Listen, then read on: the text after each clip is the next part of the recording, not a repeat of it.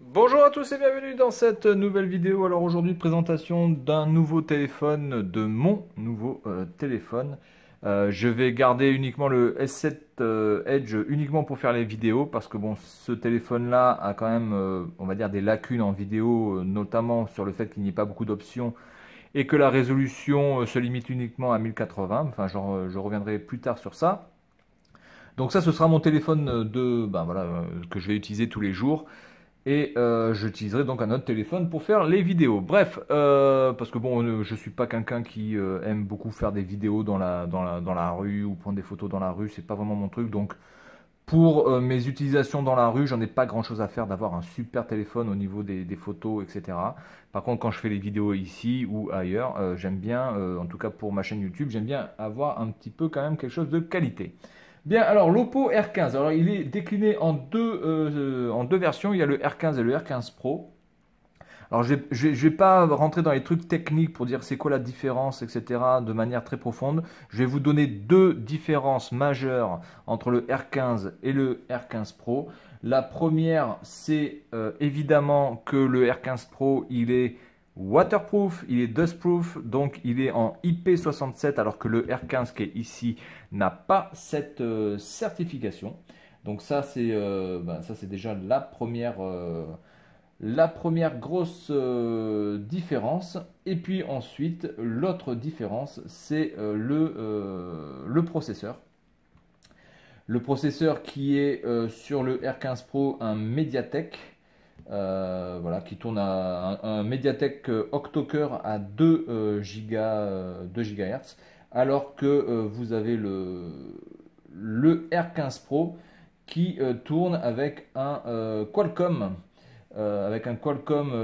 SDM 660 Snapdragon, voilà, qui tourne aussi avec octo-cœur, mais 2,2 GHz. Voilà, bon, voilà, on va passer sur ça. Après, au niveau du stockage, c'est la même chose, 128 Go et 6 Go de RAM. Voilà, donc ça, c'est la même chose. Au niveau de la taille de l'écran, c'est du 6,28 pouces, c'est la même chose. Au niveau du poids, il y a légèrement le R15 Pro qui est légèrement plus lourd de 5 grammes. Voilà. Il est légèrement plus grand de 1 cm, il me semble. Voilà. Donc, bon, globalement, c'est à peu près la même chose. La caméra arrière aussi est un peu plus performante sur le R15 Pro. Mais globalement, pour moi, les deux choses principales, c'est que ici, on est sur du Mediatek, le R15 Pro, ce sera sur du Qualcomm, et que celui-ci n'est pas IP67, n'est pas du tout IP65 ou quoi que ce soit. Celui-là n'est pas du tout étanche ou dustproof, et alors que le R15 Pro, oui. Bon. Alors, pourquoi je change de téléphone? Eh bien, écoutez, je change de téléphone pour la première raison que sur mon S7 Edge, ça fait plus d'un an que j'attends une mise à jour, la mise à jour Oreo, et qu'elle est toujours pas arrivée, et que honnêtement, pour moi, c'est pas possible. Alors, c'est même pas le fait d'utiliser cette mise à jour ou que cette mise à jour, je l'attends absolument. C'est pas ça. C'est que vous avez une mise à jour qui est sortie il y a un an, vous avez un téléphone qui était le flagship de chez Samsung il y a 2 ans et vous n'avez pas encore la mise à jour. Donc pour moi, c'est du foutage de gueule total. Samsung n'est absolument pas excusable là-dessus. Je suis désolé. On passe de Android 7 à Android 8. Il me semble pas que ça soit complètement un truc impossible à surmonter. Hein. C'est le même noyau, c'est le même système. Voilà. Bon, il y a quelques trucs à apporter là-dessus, mais enfin merde, vous êtes Samsung et vous n'avez pas fait la mise à jour. Donc ça me gonfle profondément. Donc j'ai décidé de ne plus l'utiliser en tant que téléphone et puis aussi parce que mon S7 commence à un petit peu être fatigué d'un point de vue esthétique aussi. Bien, donc on y va, on va présenter un petit peu vite fait ce téléphone. Alors encore une fois, moi je donne mon avis très rapide, hein. Il n'y a pas de test, il n'y a pas de comparaison, vous n'allez pas avoir un benchmark ou je sais pas quoi. C'est pas du tout le propos de cette vidéo. Donc vous avez une petite trappe ici dans la partie supérieure de la boîte qui va vous donner donc une coque en silicone et donc la notice avec le fameux truc en métal qui vous permet d'ouvrir la trappe du téléphone. Voilà, donc ça c'est plutôt sympa, la coque en silicone. N'hésitez pas obligé de vous la donner. Ensuite, donc sur le dessus, vous avez le téléphone. Alors en tout cas, c'est très très bien emballé, ça c'est, il n'y a rien à dire. Oppo a fait vraiment du très très bon travail, les boîtes sont vraiment super. Un petit peu à la méthode Apple quand même, hein. Il faut quand même noter qu'il y a quand même un petit peu de pompage au niveau du packaging, faut être honnête. Dans cette partie-là, vous avez le chargeur avec le câble. Alors le chargeur avec le câble, je vais vous le montrer, il est ici. Le chargeur qui est juste hallucinant. Il est d'une taille absolument monstrueuse. Il est d'un poids quand même extrêmement lourd aussi. Donc du 5 volts en 2 ampères. Un système apparemment propriétaire qui s'appelle VOOC. Je ne sais pas si on va le voir ici. Voilà. Qui permet donc de charger le téléphone très très rapide. Une sorte de fast charge chez Samsung. Voilà.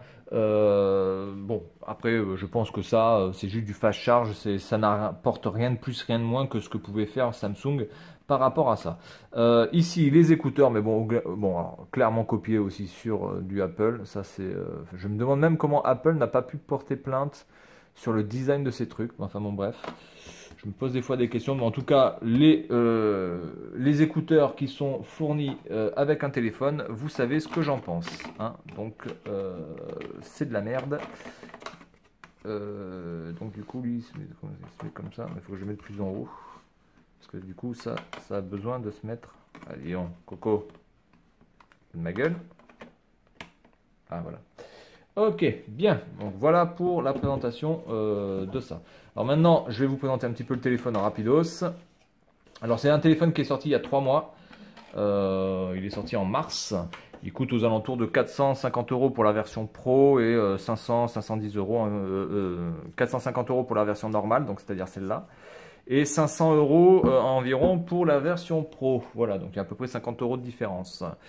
Bien, alors, le téléphone, c'est un écran 19:9, hein. Donc c'est un écran qui prend toute la surface, quasiment toute la surface du téléphone, hormis la petite encoche qui est ici. Voilà. Donc il n'y a plus de boutons, voilà, vous n'avez plus de boutons ici physiques, plus rien. Les seuls boutons physiques sont sur le côté gauche, ici volume plus, volume moins, sur le côté droit pour allumer le téléphone, un petit peu à la méthode d'un Samsung. Ici, vous avez la trappe qui est très très bien cachée aussi. Alors, je sais pas, tellement bien cachée que je n'arrive pas à la montrer. Voilà, elle est très très bien cachée, très discrète. Donc ça, c'est appréciable. Vous n'avez pas une trappe qui gêne un petit peu le physique du téléphone. Ce téléphone existe en 4 couleurs, en tout cas pour le R15 normal. Il existe en blanc, il existe en rouge, il existe en violet, il existe en rose. Alors, moi, je l'ai pris en violet. Je trouve que la couleur est vraiment sympa. De beaux effets violets. Donc évidemment... je trouve que ça c'est un petit peu pompé sur Sony, un petit peu cette couleur et ces effets là. Par contre le problème c'est évidemment les traces de doigts. Donc à la partie arrière vous avez le double capteur photo, vous avez la LED, vous avez le détecteur d'empreintes digitales. Il a la reconnaissance faciale qui fonctionne franchement plutôt bien. J'étais assez dubitatif sur ce système. Et encore plus si je prenais du Oppo, parce que je me suis dit, oula, reconnaissance faciale chez Oppo, je pense qu'à mon avis, je vais mettre 10 secondes à être reconnu pour pouvoir utiliser mon téléphone. Et vraiment, quand vous êtes dans une luminosité tout à fait correcte, voire même des fois assez sombre, le téléphone arrive à vous détecter sans aucun problème. Alors évidemment, après quand c'est la nuit ou quand c'est vraiment la pénombre assez profonde, là, faudra pas trop rêver. Voilà, donc... le téléphone, voilà, donc les couleurs vraiment sont très très jolies, très très beaux, assez profonds. C'est vraiment pour moi un téléphone agréable à regarder.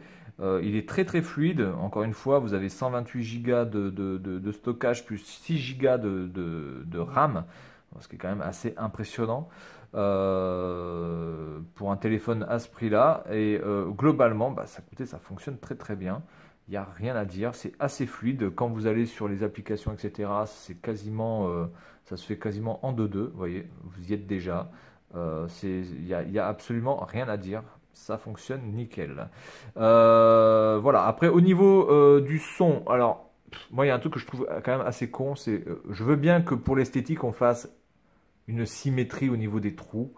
Mais bon, si c'est pour pas avoir la stéréo en termes de son, je vois pas l'intérêt. J'aurais préféré qu'ils cachent ça et qu'ils laissent que cet haut-parleur là, parce que là du coup c'est franchement ridicule.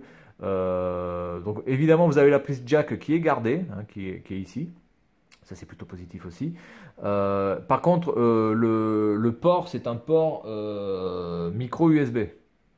Donc ça, par contre, c'est un petit peu... Et sur le R15 Pro, c'est la même chose. Donc ça, vraiment, je pense que pour quelque chose qui est sorti en deuxième trimestre, enfin en deuxième semestre ou trimestre, peu importe. Oui, en deuxième trimestre, voilà, on va y arriver. Pour quelque chose qui est sorti en deuxième trimestre de 2018, avoir un téléphone qui utilise encore le micro USB, je trouve ça un peu limite, mais bon, globalement, bon, j'ai tellement de câbles micro USB, j'ai tellement de chargeurs comme ça que bon, à la limite, tant mieux, au moins je ne serai pas en rade de câbles et de chargeurs. Bien, donc, écoutez, ce téléphone, pour une utilisation totalement courante, faudra pas évidemment, je pense, jouer à des jeux de ouf. Faudra pas jouer à des jeux en 3D qui bouffent énormément de ressources. Mais globalement, moi, comme je ne joue quasiment plus sur le téléphone et que j'en ai uniquement une utilisation de Internet, actualité, YouTube, etc. Globalement, ça fait très bien l'affaire. Euh, j'ai pas noté de surchauffe à l'arrière du téléphone, même en le chargeant, j'ai rien senti. En regardant des vidéos pendant pas mal de temps, j'ai rien senti. La batterie fait à peu près 3300, il me semble que la batterie fait 3300 mAh, quelque chose dans le genre. Reste à savoir à peu près combien de temps ça va durer selon l'utilisation, mais globalement, le téléphone, il est à combien de pourcents là? J'arrive pas à voir. Allez, mets-toi. 88%. 88% et j'ai arrêté de le charger, ça fait déjà plus de... Je l'ai pas chargé cette nuit déjà, donc vous voyez, il reste encore 88% et je l'ai utilisé quand même pas mal de temps depuis que je suis levé. Donc la batterie a l'air d'être tout à fait dans les standards, hein. Je pense pas que ça soit non plus une batterie qui permette de l'utiliser 2 jours d'affilée, ça c'est clair et net. Mais je pense qu'une journée entière, ça va absolument pas poser de problème. Voilà, donc en tout cas, si vous avez l'occasion d'avoir ce téléphone à un prix plutôt raisonnable, parce que bon, 450 euros en neuf, je considère quand même que vous pouvez trouver beaucoup mieux, notamment pour la partie photo et vidéo, et waterproof surtout. Maintenant, si vous le trouvez à un prix très intéressant, soit par votre contrat téléphonique, soit bah, par le biais d'autres, enfin, par d'autres biais, j'estime que, allez, on va dire 350 euros neuf, c'est une bonne affaire.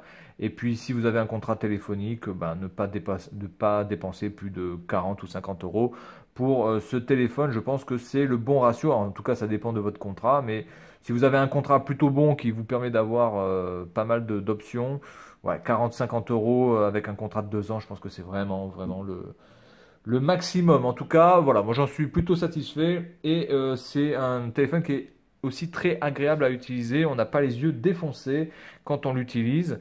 La luminosité est plutôt bien répartie. Voilà, donc c'est tout pour cette vidéo concernant le Oppo R15.